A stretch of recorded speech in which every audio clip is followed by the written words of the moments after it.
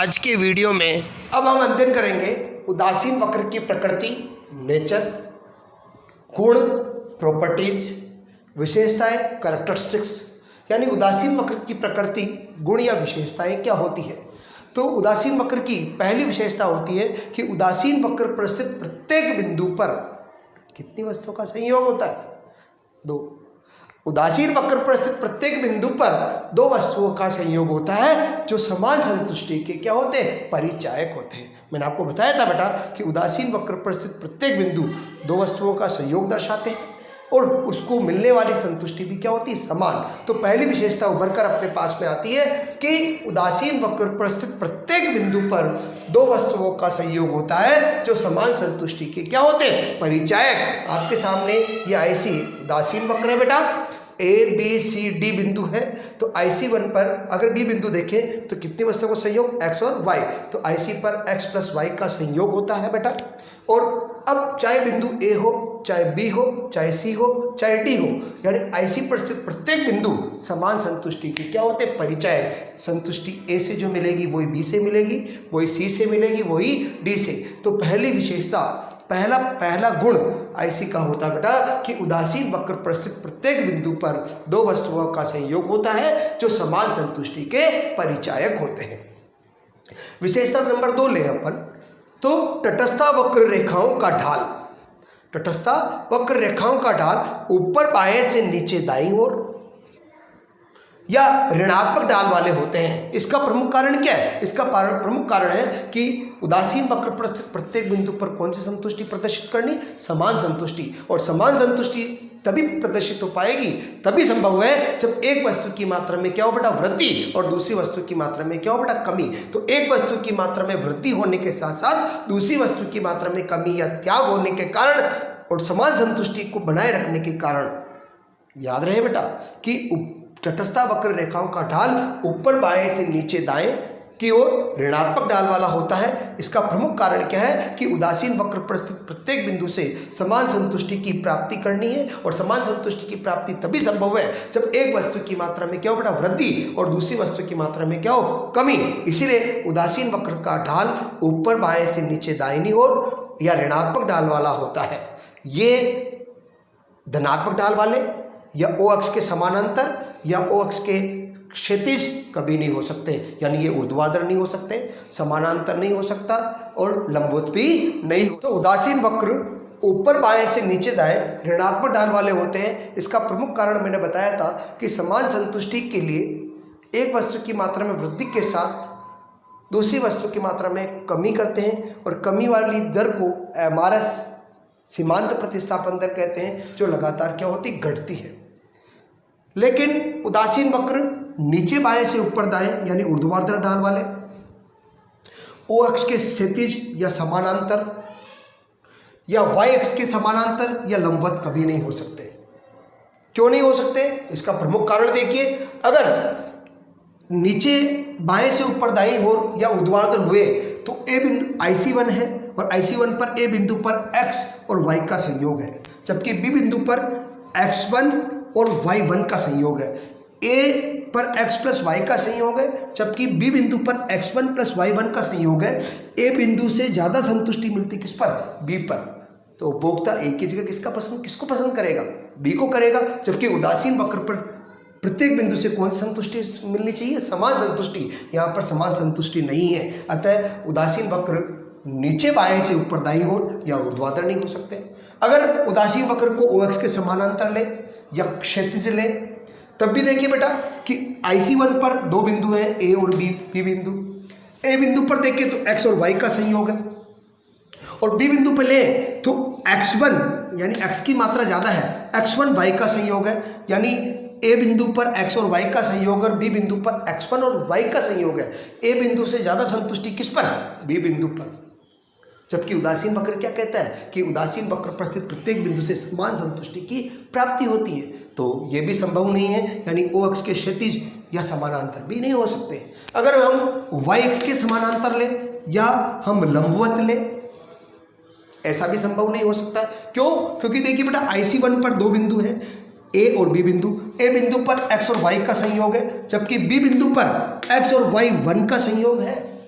यानी y वस्तु की मात्रा यहाँ ज़्यादा है, अभी भी ए संयोग से बी संयोग पर संतुष्टि का स्तर क्या है, ज़्यादा है। जबकि उदासीन वक्र पर स्थित प्रत्येक बिंदु से कौन संतुष्टि मिलनी चाहिए, समान संतुष्टि, ये भी संभव नहीं है। अतः हम कह सकते हैं कि उदासीन वक्र का ढाल ऊपर बाएं से नीचे दाएं की ओर या ऋणात्मक ढाल वाला होता है। इसका कारण है समान संतुष्टि की प्राप्ति, और एक वस्तु में वृद्धि के साथ दूसरी वस्तु की मात्रा में कमी या क्या करना पड़ेगा, त्याग। ये कभी भी ऊर्ध्वाधर ढाल वाले, क्षैतिज ढाल वाले या लंबवत ढाल वाले नहीं हो सकते।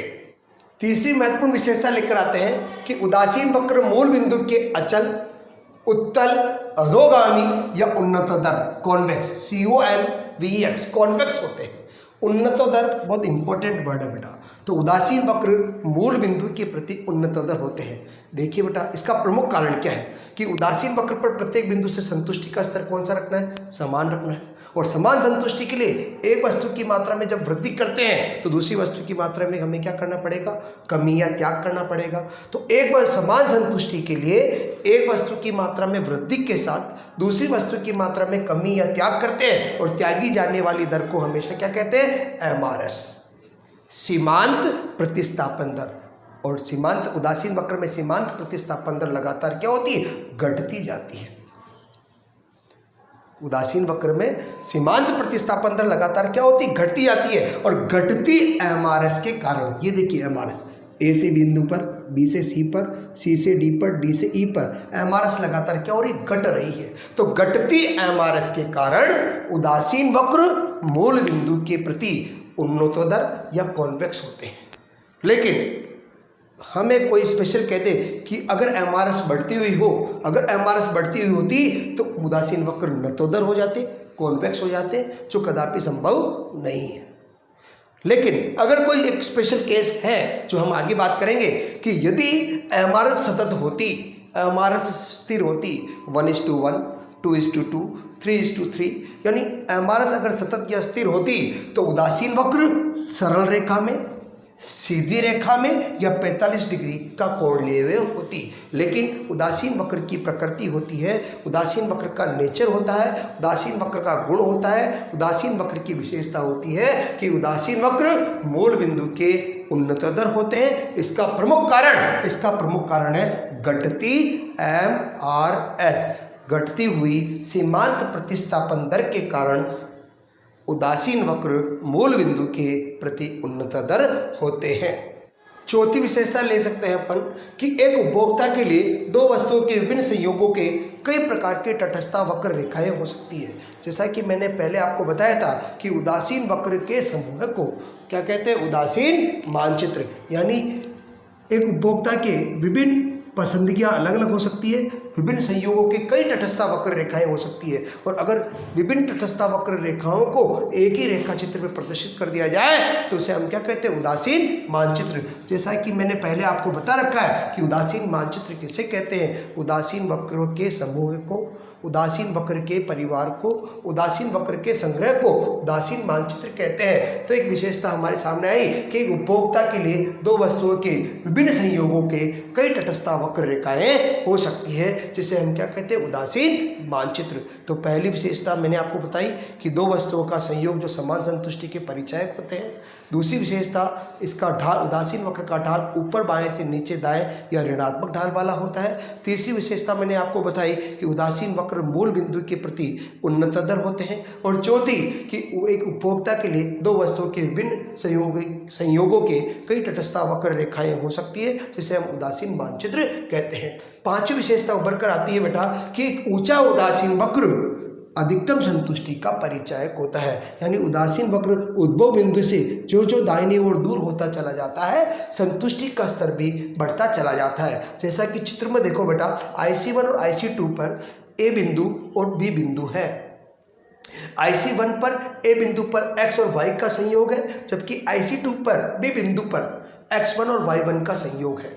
यानी A बिंदु पर XY से ज़्यादा संतुष्टि किस पर, X1 और Y1 से। इसका मतलब क्या है, A बिंदु से ज़्यादा संतुष्टि किस पर, B बिंदु पर। A बिंदु IC1 पर है और B बिंदु IC2 IC2 पर है तो IC1 से ज़्यादा संतुष्टि मिलेगी किस पर? IC2 पर। तो हम क्या कह सकते हैं कि एक ऊंचा उदासीन वक्र, एक उच्च उदासीन वक्र अधिकतम संतुष्टि का परिचायक होता है। इसी तरह से अगली विशेषता ले सकते हैं कि उदासीन वक्रों के बीच की दूरी समान हो, ये जरूरी नहीं है। समान हो भी सकती है और नहीं भी, क्योंकि हर उपभोक्ता की पसंदगी, रुचि अलग अलग होती है और एक उपभोक्ता के विभिन्न दो वस्तुओं के विभिन्न संयोग हो सकते हैं जो उसकी पसंदगी पर निर्भर करता है, जो उसकी त्यागी जाने वाली दर एमआरएस पर निर्भर करते हैं। तो इनके बीच की दूरी समान हो भी सकती है और नहीं भी। ये प्रश्न बहुत इंपॉर्टेंट है बेटा कि बीच की दूरी देखो बेटा, यहाँ समान है और यह असमान। तो उदासीन वक्र रेखाएं इस प्रकार की भी हो सकती है और इस प्रकार की, हाँ इस प्रकार की कभी नहीं होगी, यानी ये आपस में कभी स्पर्श नहीं करेगी, ये काटेगी नहीं, जिसको हम अगली विशेषता के रूप में लेकर आएंगे। तो हमारे पास में 6 विशेषता हो गई।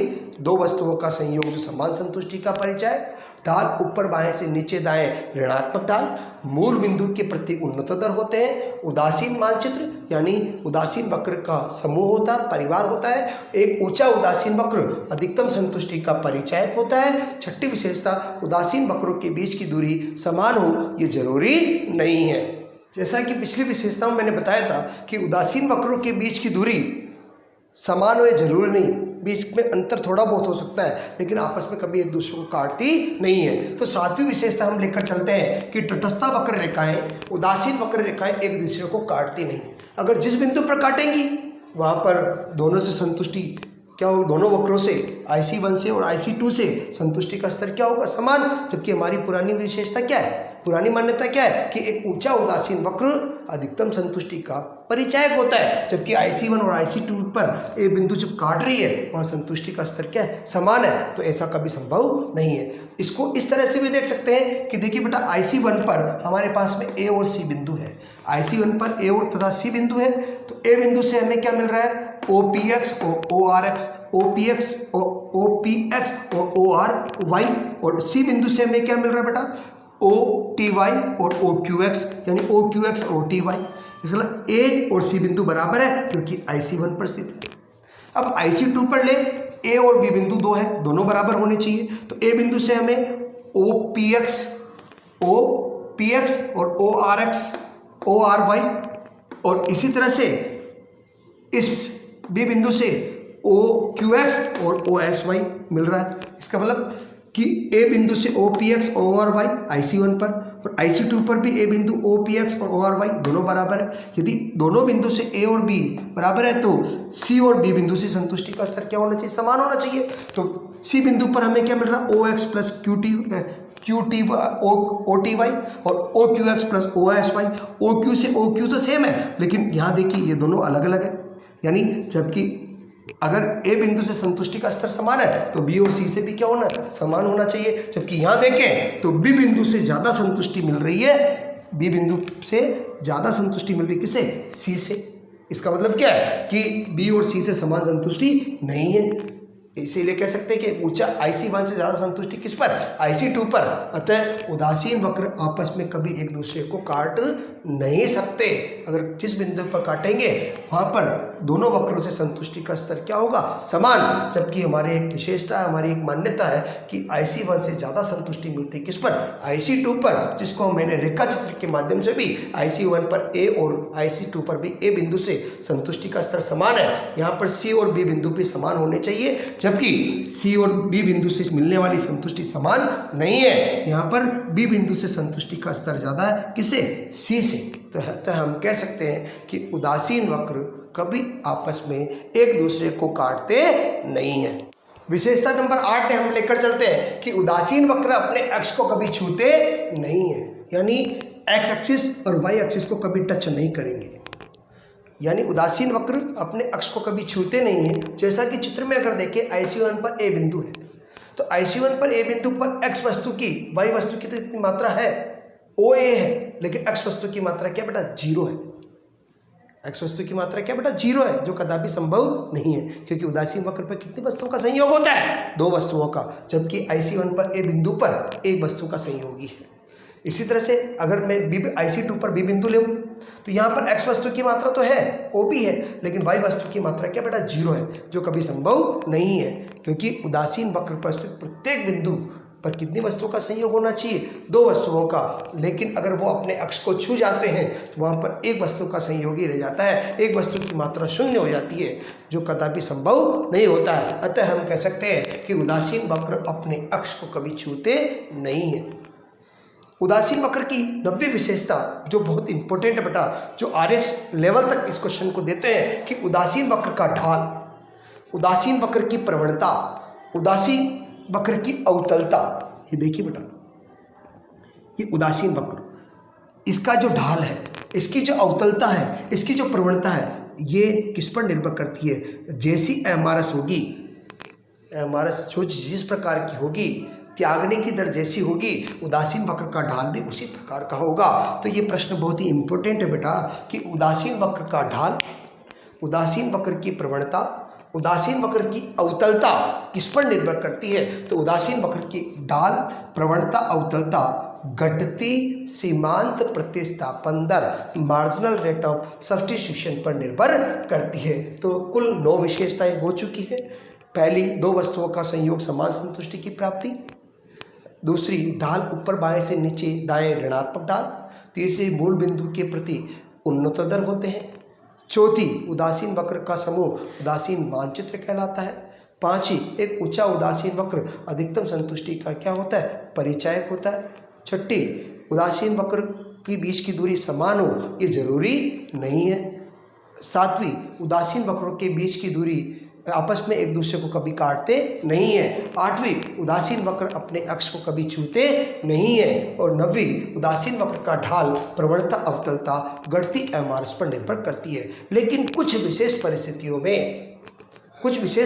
में उदासीन वक्र का ढाल अलग भी हो सकता है। तो उदासीन वक्र की अंतिम विशेषता है कि विशेष परिस्थितियों में उदासीन वक्र का ढाल, तटस्थ वक्र का ढाल मूल बिंदु से के उन्नतोत्तर न होकर भिन्न हो सकता है। वो कौन कौन सी परिस्थितियाँ? यदि वस्तु में पूर्ण प्रतिस्थापन हो। प्रतिस्थापन वस्तु किसे कहते हैं? एक वस्तु के स्थान पर दूसरी वस्तु का प्रयोग किया जाए। शर्ट के स्थान पर टी-शर्ट, लेकिन दोनों ही शर्ट हो, सेम कलर के हो, सेम गुण आकार के हो, तो ऐसी स्थिति में MRS सतत हो जाएगी, स्थिर हो जाएगी।